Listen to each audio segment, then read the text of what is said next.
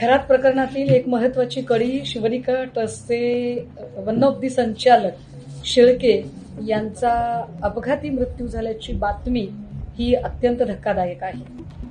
मला ही गोष्ट खरं तर अविश्वसनीय वाटते. मात्र गेल्या अनेक दिवसांपासून ज्या अनेक नेत्यांनी ही शक्यता आणि ही भीती वर्तवली होती की खरातच्या जीवाला धोका असू शकतो, ती आजची जी घटना घडली त्याने या शक्यतेला अधिक जास्त ठळक पद्धतीने अधोरेखित केलं जाते. कदाचित खरात प्रकरणातली काही सत्यच बाहेर येऊ नये असं काही लोकांना वाटतंय का?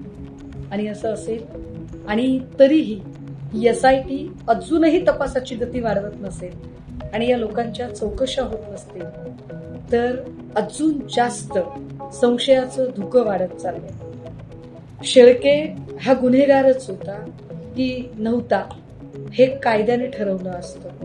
शिक्षा कायदा देईल, कोणाचाही जीव घेण्याचा अधिकार कोणालाही नाही. पण जी घटना आजची घडली ती मात्र एकूण तपास यंत्रणा आणि एकूण शासन व्यवस्था या सगळ्यांवरच प्रश्नचिन्ह निर्माण करणारी आहे एवढं नक्की.